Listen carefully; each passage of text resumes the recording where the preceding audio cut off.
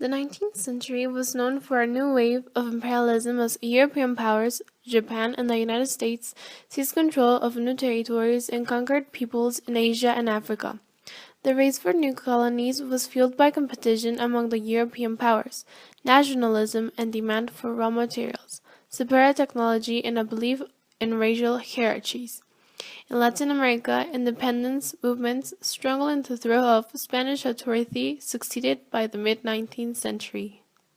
Imperialism is a policy of extending the rule or authority of an empire or nation over foreign countries, or of acquiring and holding colonies and dependencies. In my own words, when the ruler of somewhere goes out and rules a place that is not from his own. European imperialism began in Africa and Asia because of the fact that Europe wanted some materials that those countries had. But this imperialism, that was called New Imperialism by some historians, was different. Before, imperialism meant setting up trade posts where trading could be carried on. Now they sought nothing less than direct control over vast territories.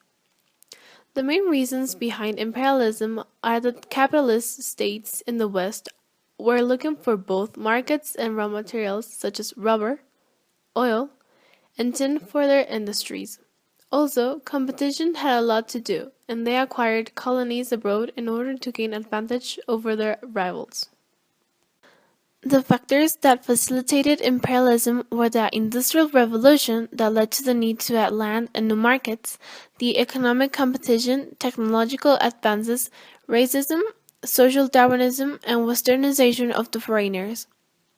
Racists used military force against other nations, but Europe believed they had a moral responsibility to civilize the primitive people, so they used more religious and humanitarian methods to approach to imperialism. It began with Great Britain in 1819, when they sent Sir Thomas Stamford Raffles to find a new colony in the Malay Peninsula. He found a today called Singapore, which soon became a major stopping point for traffic traveling to or from China. Then we have France, which nervously watched the British advance into Burma. France was alarmed by this event and decided to force the Vietnamese to accept French protection. And later, after 1883, they made the Vietnamese Empire a French protectorate. France extended its control over Cambodia later in the century and wanted to extend it to Thailand too. But as Great Britain wanted the same, in 1896 they agreed to maintain Thailand as an independent buffer state. In American imperialism, we have the United States, which wanted to turn the Philippines, that was under Spanish control, into an American colony because it allowed them to trade with China. This would prevent the fact that it would fall into the Japanese hands. But Japanese didn't want it to be ruled by the United States, so they continued a rule Emilio Aguinaldo had started with the objective of being independent from Spain, but failed, and the United States kept the Philippines from trading with China. With Japan, we have the Meiji Restoration in 1868, which was a change that transformed Japan from a medieval country to a modern one. Japan signed the Kanagawa Treaty, which was a treaty that stated the amity and friendship with the United States. That kept the peace between these two countries. Africa had three types of governments in its pre-colonial times. The centralized kingdoms and empires, which were the ones where the king had almost absolute power and the trade was controlled by the militia. This type of government was the largest. Then, we have the centralized small kingdoms and city-states, which were the ones where the king had supporting elites. There were urban areas and it had smaller centralized political units. And the third type of government was the decentralized or stateless political society, which had no complex centralized systems, the villages were autonomous, and there were no kings or ruling elites.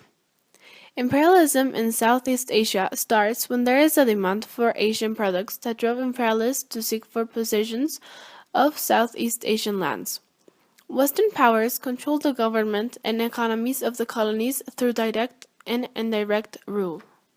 Europeans introduced Western political ideas to Africans in a way they could be educated, but somehow Africans felt resentful towards the Europeans because they oppressed them way too much. Due to this, they organized political parties that led to Africa's independence. In case of Asia, we could see that health and education improved, as well as some working conditions for laborers. The earlier resistance movements from Western colonization had failed, so this led to the appearance of new kinds of resistances, such as peasant revolts and westernized intellectuals, and by 1914, Liberia and Ethiopia were the only two independent African nations. Africa was more affected than benefited. Europe divided almost all Africa and went to impose their culture, their government, and that changed their societies. New imperialism affected more than the earlier imperialism because the Europeans wanted to colonize and impose direct control over the vast territories. In other words, colonization was harsher. In the case of Asia, some countries lost hope in gaining the sentiment of nationalism, but not Japan. Japan took the event of imperialism as a warning that they will be invaded by foreign countries and that they needed to grow in technologies and other stuff so that at the time of decolonization they fight and show the other countries that they are powerful. The new era of Western Africans sometimes didn't like the way their own country realized some things, so they were willing to impose the new Western ideas.